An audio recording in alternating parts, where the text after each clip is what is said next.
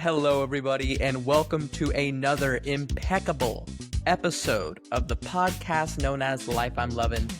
I am your host, Vincent. Here with me today and every day is my co-hostess with the mostest, Scarlett. Alrighty, folks, we have another fantastic interview coming to you from the people at the podcast known as Life I'm Lovin'. I'm here, Scarlett's here, Matt's gonna be here, and we have another fresh face coming at you in 3, 2, 1, enjoy.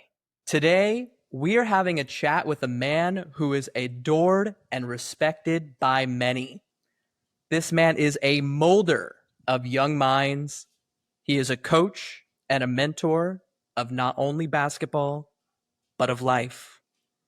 He is one of those compadres that I may not speak to often, but if you put us in a room together, it's like we're in 8th grade, and he and the crew are knocking on my bedroom window at 7 a.m. so we can all mob to Yorba Linda Middle School together. Ladies and gentlemen, the people's champion, Muneer Saied.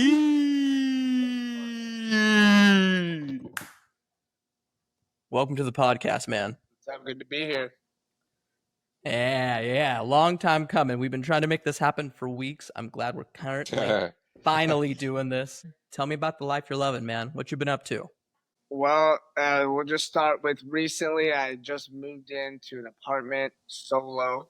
So Nice. Wow. Congratulations. yeah. And what made you want to make the leap? Well, I mean, it just kind of worked out, but I do think I was at a point in my life where I need to, I think I would make excuses based on my environment a lot of the times. And I finally am in an environment where I control pretty much everything. So now there is no excuse. And like whoever I thought I was going to be, or I know I'm going to be, like, there's no stopping me now, I finally, Nice. I feel like I had an image of, okay, I could be there and be that. And now it's about that time. And, I've been, like you said, I've been a coach, life for kids, basketball, whatever it is. And now everything I'm preaching, I think I can take my own fucking advice. And What was the situation before? I had a roommate. Oh, okay. He was a good friend of mine. And then I think that's also what was tough is when you move in, especially with a friend, you have to maintain a friendship while also being roommates. Versus like if I had a roommate, then it's like, okay, we could have this conversation and then it's rationalized in a certain way. But then when you're trying to maintain a friendship, it's pretty hard, which we did fine. Like I would say my experience was like a 7.5 out of 10, which is great. Nice. That's pretty solid. Yeah, most people would. That's not the case. I've had other roommates and that wasn't the case. So it's just nice. Just having the confidence to be on my own in Southern California. And I think a lot of it had to do with the emotional part of money.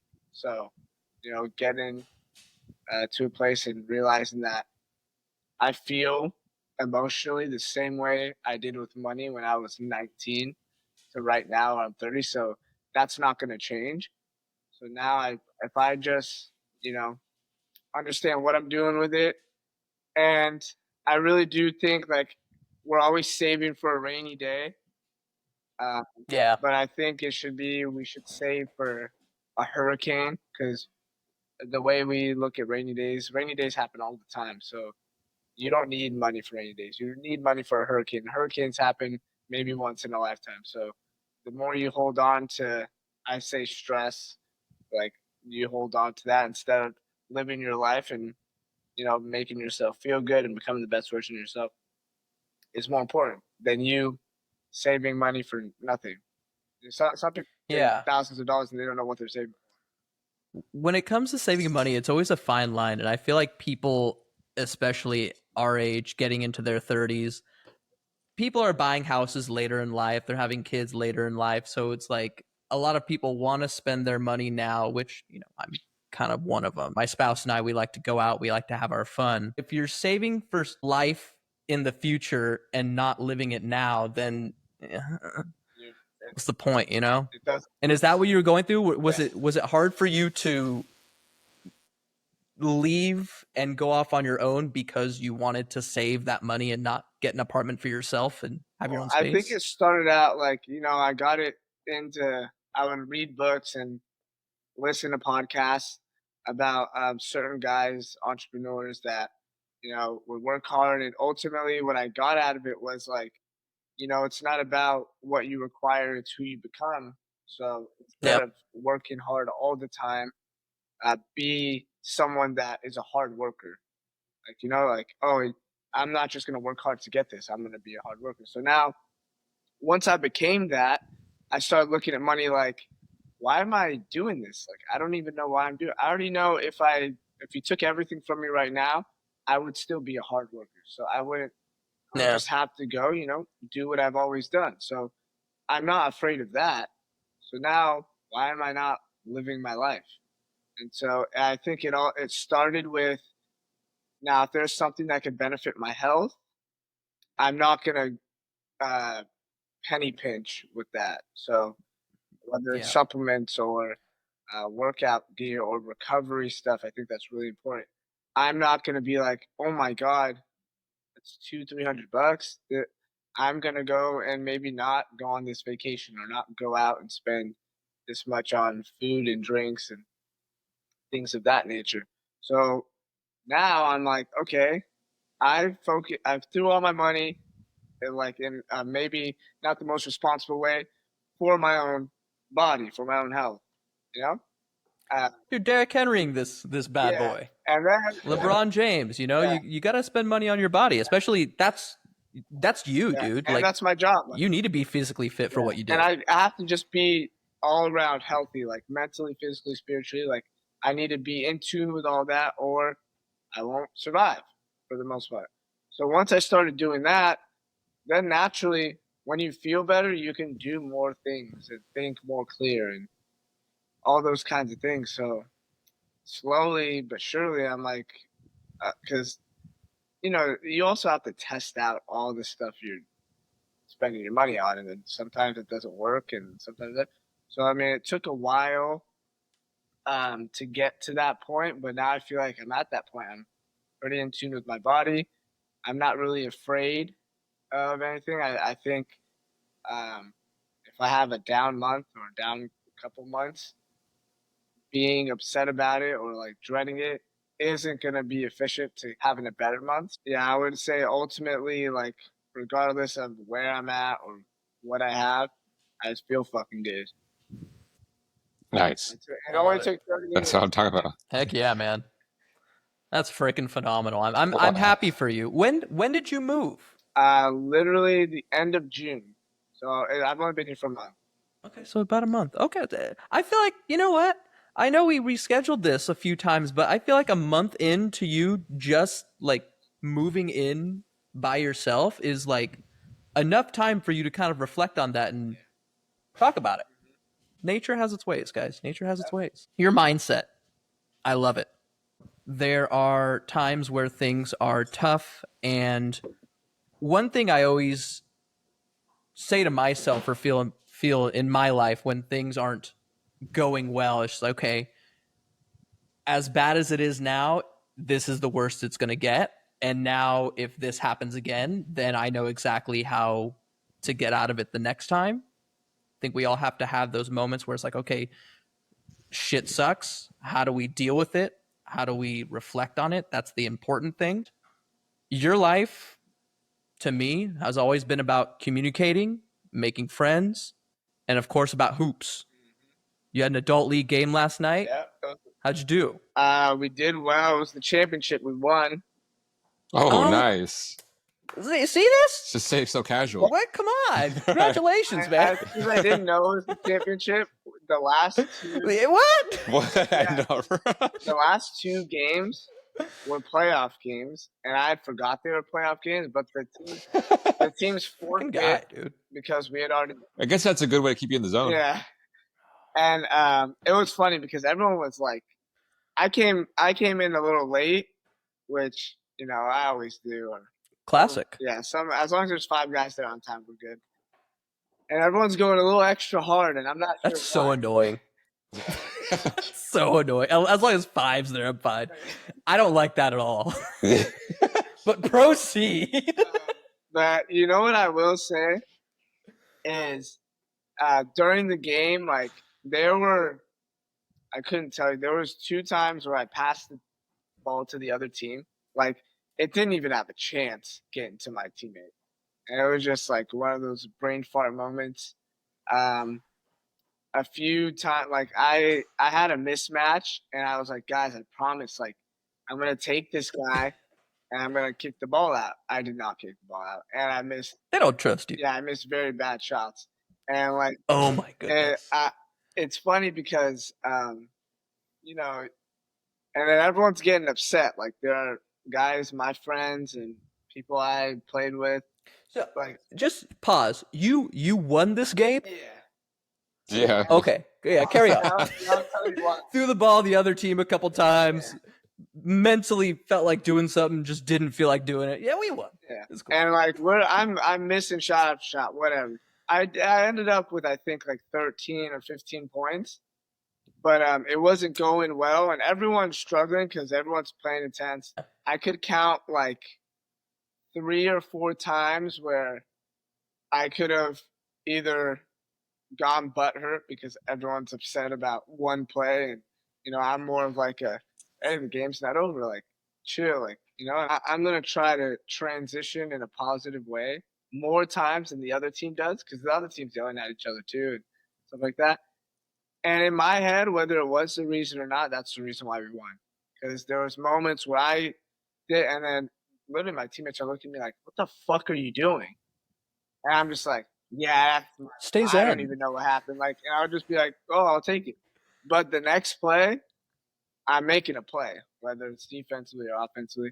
Like, I'm not going to let that because I Changing the find tone. I find it like because the only way someone reacts like that is, and usually it's like this: like they messed up a play, so they're afraid to even have the ball, and then you mess up a play right after them, and then they take their frustration out on you.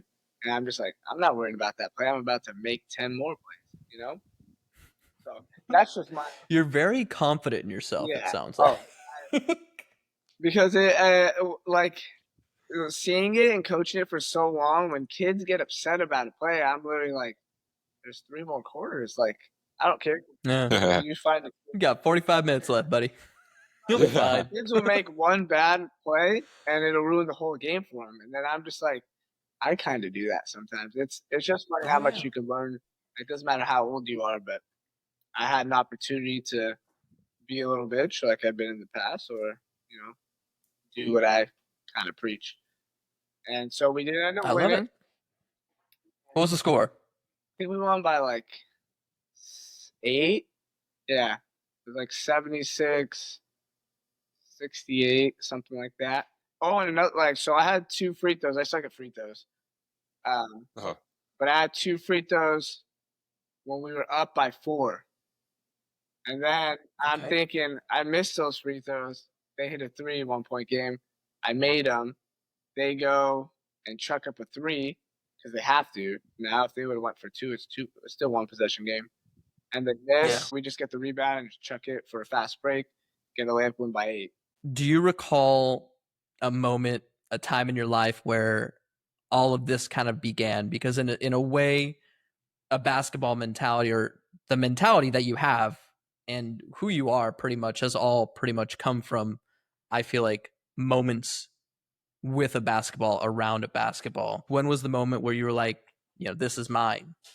I think basketball kind of just saved me in a way because I wasn't a very good basketball player when I was younger. I practiced really hard, but not as hard as I wanted to be hanging out with friends and, getting to know girls and stuff like that. And I didn't really think there was much value to it besides it being fun. And then I think when I started training, like some parent asked me to train, and I didn't want any money, and they paid me some money. I was like, really? Like everything I did was like, you can go do that on your own. Like your parents want to pay me instead of them just like I could tell you what to do, this and that. And so that's when I'm just like, okay, there is some kind of value that I have within this game, um, that people want or people want to pay for or they admire. Like I don't know what it is. And then I started connecting it to basically like you can attest to this, like who I was as a kid. Like um, I got to know as many people as I could. I connected well.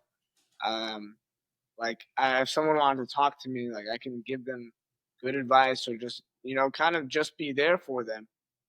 And Mm-hmm. so I slowly started to figure out like all those attributes are why the parents wanted me to practice with their kid. It had nothing to do with actual basketball. It was just Yeah. like, Role model. yeah, they just wanted them around me for the most part. To the point where some parents are like, hey, if you need to rent out a room, I think it would be great if you could rent this room out and my kids are next door. And then when you wake up at 4 a.m. or 5 a.m., you take them with you. And, like of that nature. I'm like, okay, so I basically found at an early age, like, value within myself and what I value, and I could connect it to what I find the most fun, and it was basketball. And I'm just like, so it was always there as an anchor, like I could always follow the Yeah. basketball. I would try different things, but oh my God, I need to make money, or I don't think this is it. Like this doesn't seem like a calling to me, or whatever. I'm just like, let me focus on who I am and like, you know, magnifying that, and I can do anything. And now, like, Yeah. I'm thinking, I have a website coming up.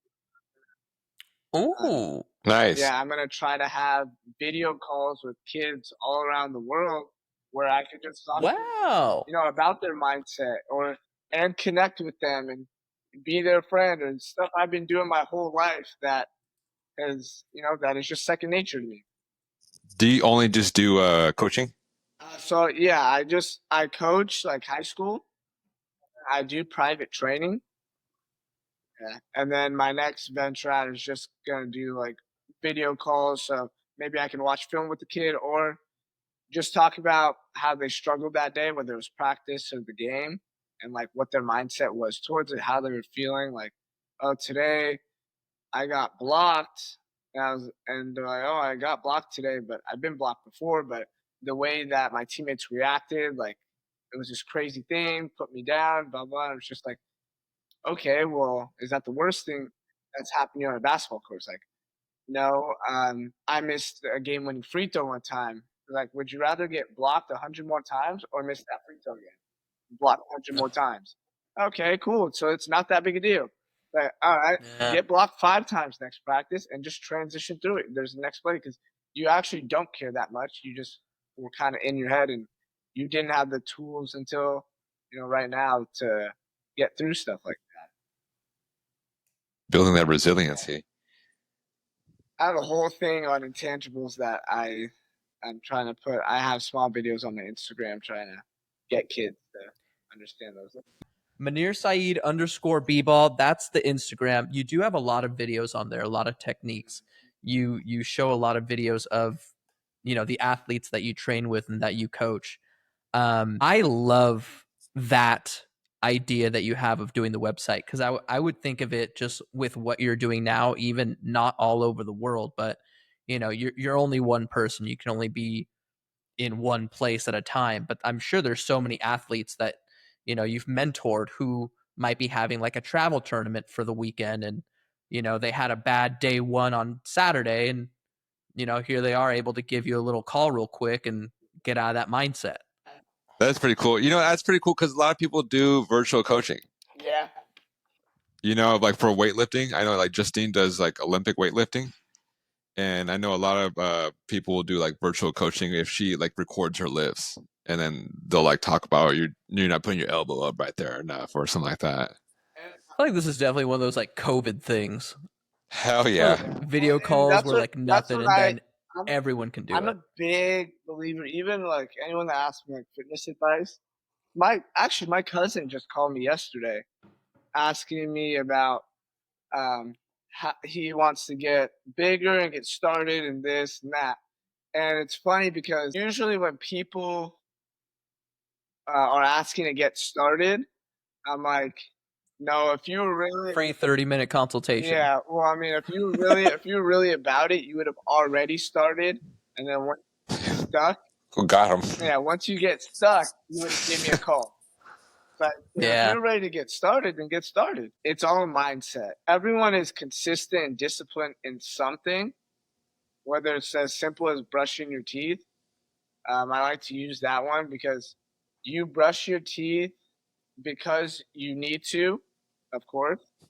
It keeps your teeth clean, but most of all, there's going to be a shit taste in your mouth. Your breath is going to stink, you know?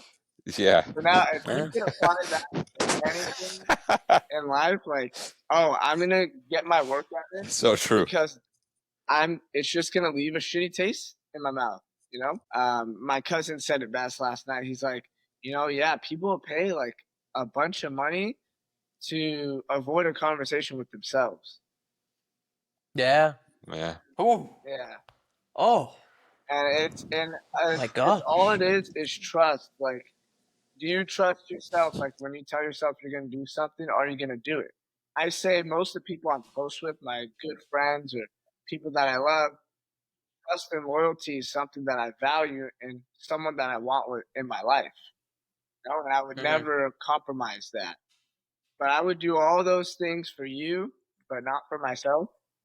You know? Yeah. It's a really interesting concept, and that's why. I try to tell kids that too, because the earlier you can learn, and it may not click right away, but eventually it will. It's like, well, when you say you're gonna go and work on your dribbling every day, do you actually do it?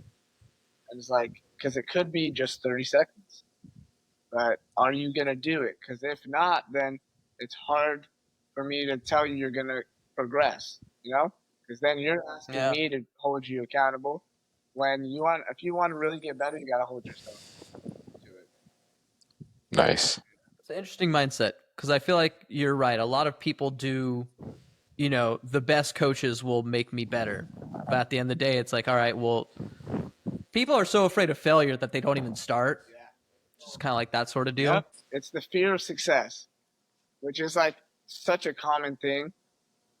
Really crazy. Like people are afraid of becoming that, and I'm just like, and I've been there too. I'm like, okay, I can see it, and I can do it. And I'm sure you felt the same way about your podcast. Like, this is something that's so natural for you. And I could have seen this in middle school. Like, you were gonna be this, and you're gonna be something so much bigger. But for you to see it for yourself, it's a little scary. So. Oh, it's terrifying. Yeah. And then it's just funny. when do you like give yourself credit for being there? Because I feel like if you were a senior in high school right now and where you're at right now, you'd be like, holy fuck, that's awesome. Like, I can't even believe that. This and that. And then now you're at the point where you're like, hey man, when I have this many followers, I think you're just doing it right now. Yeah. Well, yeah, it's definitely just like exactly what you are saying. Like right now, these interviews, granted, you know, it happens once a month and they're not, you know, an exact date. And we're kind of just like, the three of us are just trying to get together when we can. You know, it's not like a legit business type of deal, but like this is my version of after practice dribbling. Mm-hmm. This is what this is to me. It's just like the more I do it, the better I'll get. And doesn't matter how many people are watching me. Doesn't matter how many thousands of people are in the stands. If I do this every day, if I do this, you know, so often, I'm going to be, you know, between people's legs doing off the easy type of stuff. And, you know, yeah, but that's what it is, man. I love that. I love that you have that mindset. I love that you saw that in me. That was very flattering. Thank you. You have always been this way, and you said that, and you said in high school you were kind of just cruising through with basketball, or did you actually love it then? What I knew is I was gonna work hard. There'd been a lot of times where we're running in practice, and coach is just running us until no one is left standing. You know, and So fun. it's usually Good old days. 3 to 5 guys that are the last one standing. And I was one of those motherfucking guys every time. That's just who I was. I'm like, okay, there's no way, like, if that guy is still going, that I can't go. So there was one year where we did a mile. It's hard. We ran a mile, and you had to beat your time every time. You know? Oh, every week. I would walk the first one. Yeah, for real. Do the second one backwards. I think the first one, our coach goes, if I don't think you're running as hard as you can, then you're gonna run it again. So then we all did it. Bad coach. God damn, coach. Let me live. So my first one, I think I got like around like 6 minutes and like 15 seconds. Fuck. And by the end of the year, I think the best guy had like 4:52 or something, and I had like a 4:58. Oh my god! And I was just, yeah, we were. I mean, after a year, every week. Sounds like it didn't work. Yeah. But I was never the best guy, but I was gonna go. 4:58 wasn't the best. Yeah, I think it was. Oh. Yeah. That's fucking crazy. I know. And there were a couple freak athletes. They both tied 4:52, and I came in. And the funny thing is, because I remember getting into like the 5:48 and the 5:30s and stuff like that, and it wasn't impressive to me at all because there's still people in front of me. Yeah. So I'm just like, okay, and then now they're getting more separation, so I have to cut that separation. So it was literally like I wasn't even trying to get a time, and then by the end of it, I'm like, dude, I didn't realize getting less than 5 minutes is like unheard of, you know? But I did it. Yeah. It wasn't because I was a runner or anything. It was literally just mindset. It was just the guy in front of me. He can beat me because he's beating me every day, but I'm trying to get as close as I can to beating him. And that also happened in middle school. So Brian Robertson was in my PE class in 8th grade, and you know the twins. No one ever beat them in the mile. So, yeah. Because they don't. I never. I'm just gonna put it out there. I never knew that no one beat them in the mile because I was not one of those people that cared to beat anybody. And listen, I did not care to beat him. I'm a 9-minute man. But 9 minutes. we were he was clearly the fastest. I was maybe like 10 seconds behind him every time, but I was gonna be fucking second every time. But then the last mile of the year.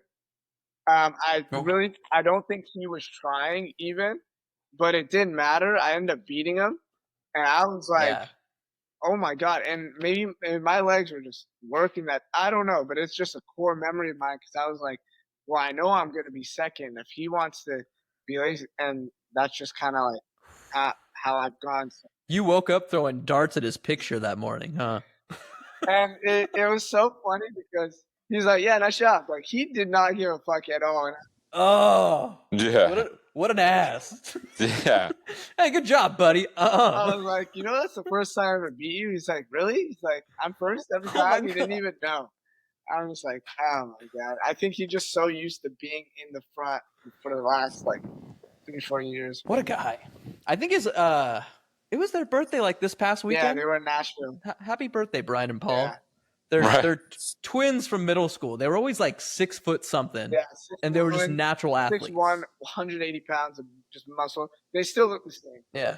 They were just gifted. But they stuttered very severely. So God took their speaking away and gave them pure athletic bodies. Can't have it all. Yeah, Taylor was there too. Oh. In Nashville at their birthday. So that was my. It looks like they're having a good time. You guys ever been to Nashville? Yeah, I went. Never. I went with Taylor for his birthday, I think last year. I've heard very good things. I heard it's like the Vegas of that side of the country. Tennessee. Yeah.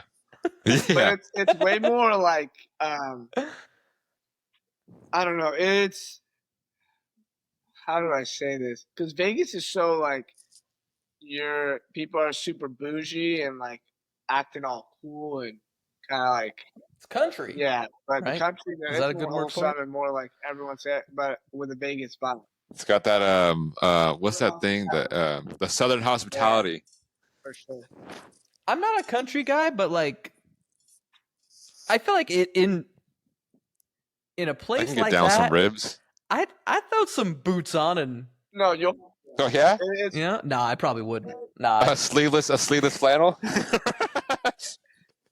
I'd probably I go flannel. Sleeveless maybe if it's like 90 with the ripped degrees. off sleeves. I might. Yeah. No, you after day one. Some Daisy Dukes. No undershirt. You'll want to vibe with it. You won't care because it's such a good like.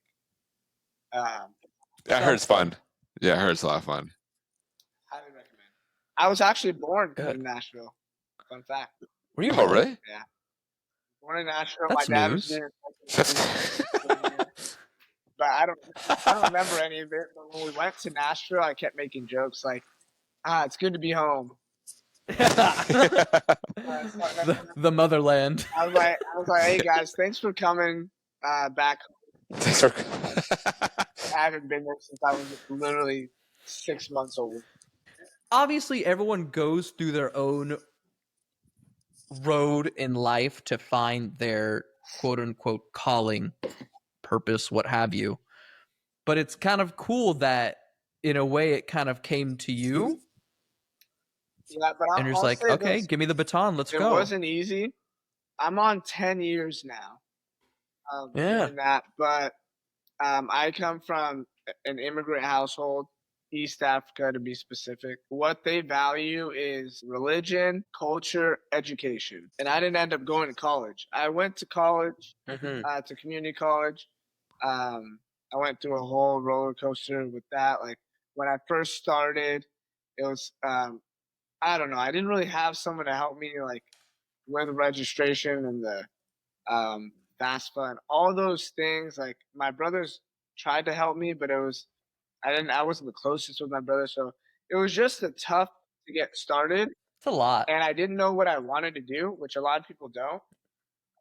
Okay, but I didn't learn those things until like a year in. So I feel like within the first year, Wait. Did you say you did go to college for a little bit? Yeah. I went to Florida. Were you a business major or a communications major? Okay, no, I was neither of those. I was a psychology major. Okay, all right, yeah, that's probably like third. Yeah, I was gonna say this was like right behind it. But I also was like, I don't know what the fuck I'm doing. Yeah, and I love that I didn't know what I was doing. I love that I made so many mistakes and was just a clusterfuck of a person. Because I'm here now, and there are so many people that are like me right now that are younger that I'm like, bro, this is perfect. Like, you don't know what the hell you're doing. You're confused. Life's shitty. You got to embrace it because the sooner. I think that's how it should be. Yeah, the sooner you do that, especially out of high school, then you could understand like, okay, that's as bad as it gets for the most part, you know. And you want all those struggles early because then you build off that. And you know, there were times like there was a semester where I got straight A's. I was working really hard. I had never gotten straight A's before in my life. Given it was only 3 classes, I was also not the best student, but I was so miserable. And then everything I valued about myself, and I feel like you would value about like how outgoing, my personality, how friendly I was, like how generous, all those things out the window. I was a horrible person. And I'm just like, if this is what like because everyone around me also is going to college, and my parents are like, you need to go to college, and that's all I'm hearing. I'm like, well, this is making me a shitty person. I'm not sure this is like what I want to do. I just kind of worked my butt off, and then I started being a little successful with what I was doing, and then that's just who I was. And then my parents kind of just embraced it at some point. Because also in immigrant households, it's hard to have conversations when they only understand one way of doing things because they came to the country with nothing and they needed to get their education to survive. But for me, I didn't. That wasn't the case. I had options. I had ways of, you know, like having social media where there are guys that make money and can make time for themselves and work when they want and do this, and it all sounded better. So I would just, I went ahead and went that route, and now, like, if I don't feel like working one day, I'm just not going to. And that's nice. I love that. And I love that you realized that, I'm not going to say school wasn't for you, but like school's turning you into a person that you didn't want to be. I totally get the community college thing. I didn't even, up until I think my sophomore year of high school, once I stopped playing football, I thought I was going to go to the University of Miami to play college football. Did you really? Like, yeah. Oh, yeah, dude. Yeah, did you? Oh, yeah. There was no doubt in my mind that I was going to play football forever. Were you expecting like a scholarship or like going to just go there and walk on? I don't know. Right. I never, like, none of that stuff ever came to me until like the beginning of senior year, when I had a couple friends be like, what are you doing for college? And I was, I don't know, maybe community. SFSU, baby. But even to get to SFSU, I mean, I went to Santiago for a year and a half, and then there was a better broadcasting program at Fullerton College, so then I just went over to Fullerton College, and then 3 years after that, I went over to SF State. So it's like, I didn't know what I was doing. I just kind of went where I felt like going, and one thing led to another, and here we are. What was your high school, college life like? Because you did a few years before SF State, right? Me? Yeah, you. Oh man, I was in college for a minute. I graduated in 2010. I went to college until 2012, took a year off, came back in 2013 at junior college, and that's when I kind of really locked in. And then I transferred in 2015, started in 2016 at SF State, and then graduated in 18.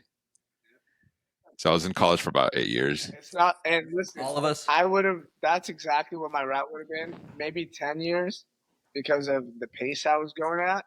And I thought that was like so ridiculous. Like for me, I'm like, okay, I'm going to have, because in my head, I'm like, I'm going to go to college for 10 years and still not know what I want to do.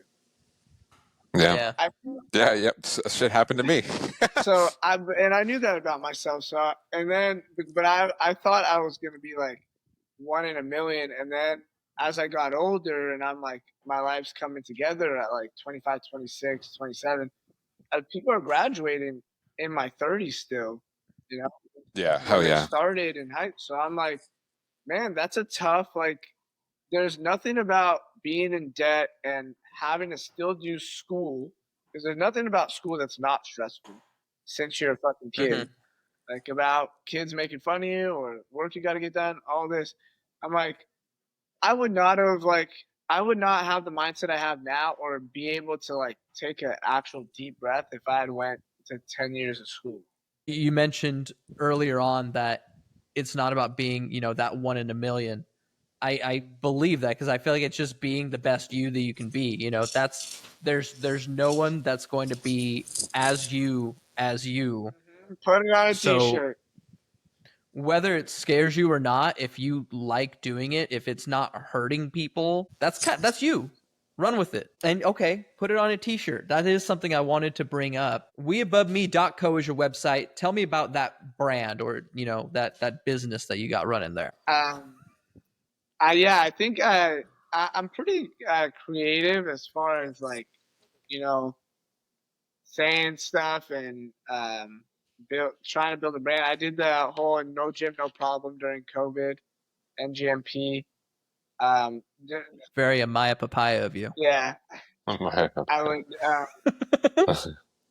So We Above Me, it's just basically like when in especially a team aspect, or even if it's a one-on-one training, it's like, this is about me and you connecting and becoming better together versus each other.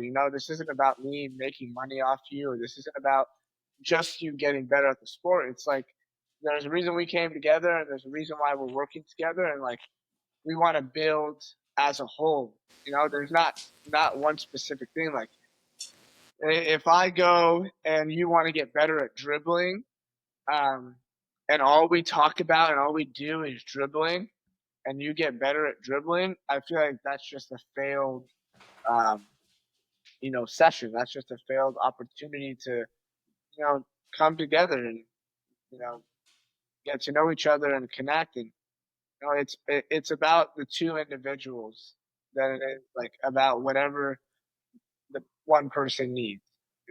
Obviously there are some needs, but yeah, it's us against the world. It's like we above me. So yeah, I love it. I love it. I live by it. We've covered a lot here, Muneer. Thank you very much, man.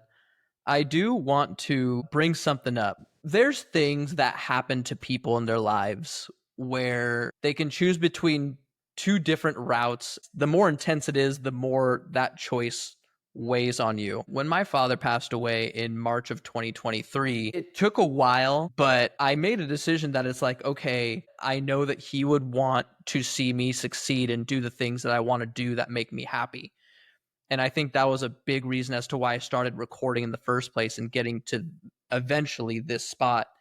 And as much as I'd want him to hear these episodes at the same time, if he was alive, I probably would have never gone through a shedding of that skin that I had before to get this outlook on life and even start doing it in the first place. I mean, you were there for me, and I don't think I ever knew. I think you kept it pretty close to your heart and your people. Your father passed away in a few years before mine? Yeah.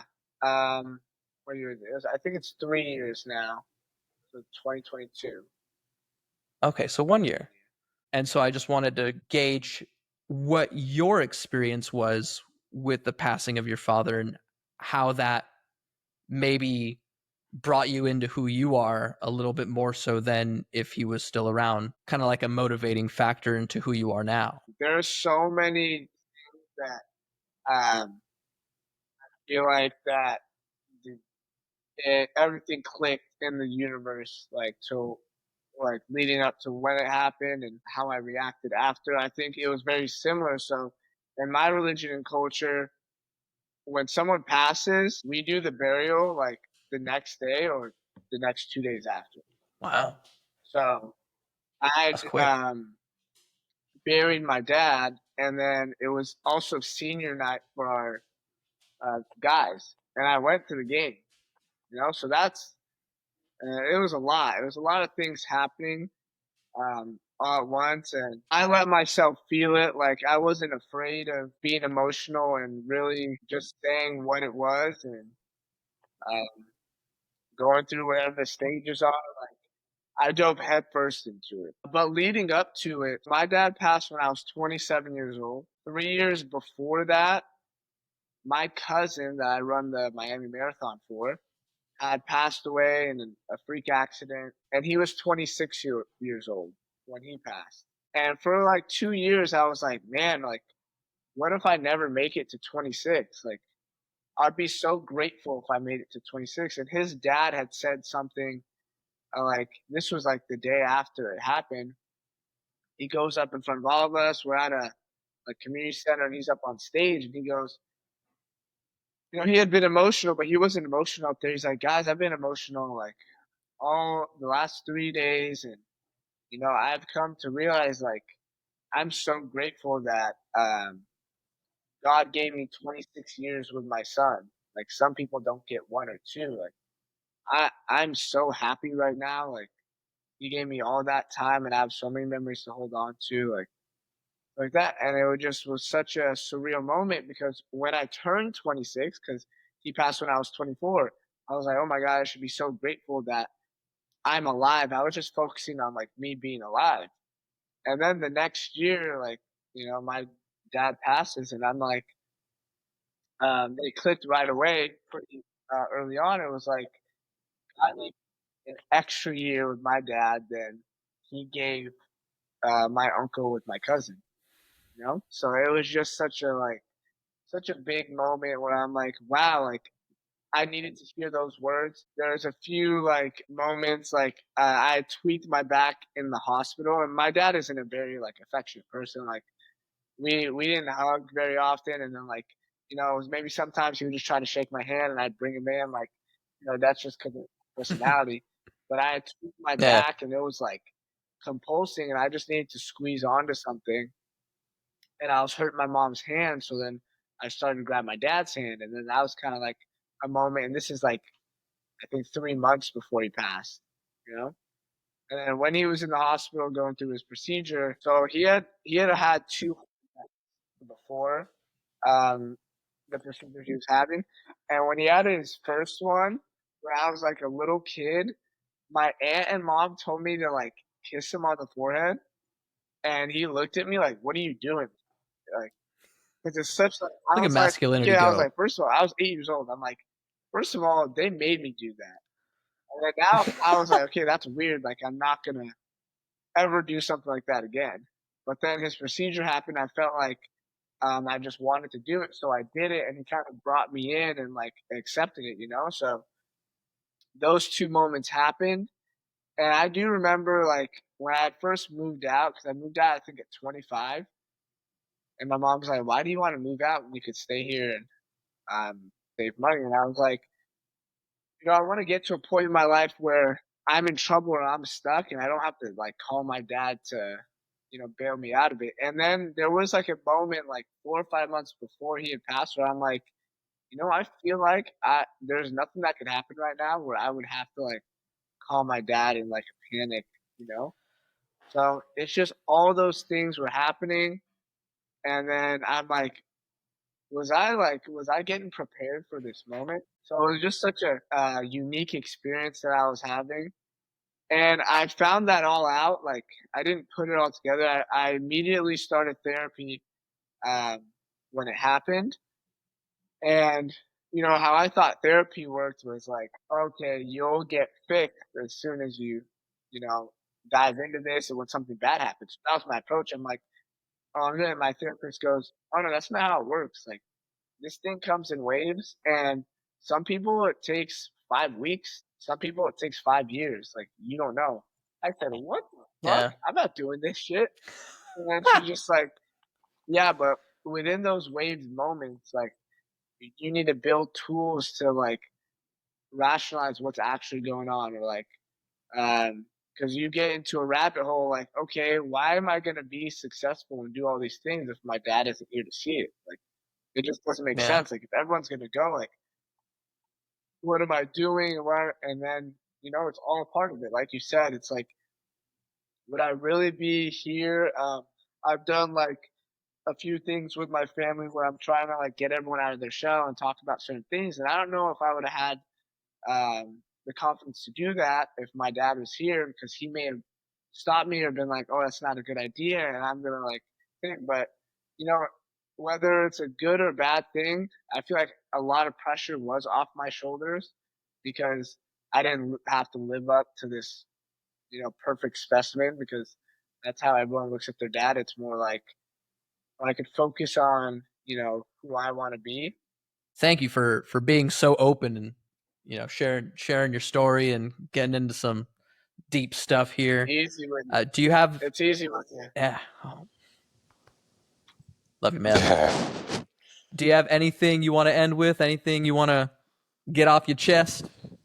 Um, I I appreciate the energy that you guys have. I think this podcast is going to go a long ways, and I'm just happy that I'm here in the beginning. Um, I'm going to replay it like 5 times when you do get big, and where the fuck were you guys at? Yes. And but This is so, what I like to say is that I am very, very confident this is also not going to be our last interview, because one day whenever that happens and this takes off and your website and you're chatting with people all around the world, we can get back together and run it back. Yeah, I enjoyed this. Appreciate you guys. I love that you guys are part of the life that I'm living. Nice. Well said. Ladies and gentlemen, that was Muneer Saied, IG Muneer Saied, probably _ b-ball. We have weaboveme.co coming to a search engine near you. We Above Me, I know you have that link on your Instagram as well. Thank you very much for coming on, Muneer. It's a pleasure to have you. I can't wait to have you again. Thank you, Matt, always for joining us. And at that point, we'll just call it an episode. Thank you very much, guys. Thank you. That is Muneer Saied on Instagram. He is Muneer Saied, most likely an _ b-ball. He's on TikTok, weaboveme.co, coming to a URL, address, search engine thing near you. Thank you very much for listening to the podcast known as The Life I'm Loving. Make sure you like, comment, subscribe, click the little bell, click the little heart. I'm sure there's some sort of star that you can click on as well. Please click on all the little objects besides like a thumbs down or, a no can do, sir. Don't click on those. We're not for negativity on the podcast known as Life I'm Loving. Please have a great day. Have a great night. Have a great afternoon. Have a great noon. Have a great pre-noon. Have a great dusk. Pretty sure people do dusk still. And please continue to love the life you're living. Take care.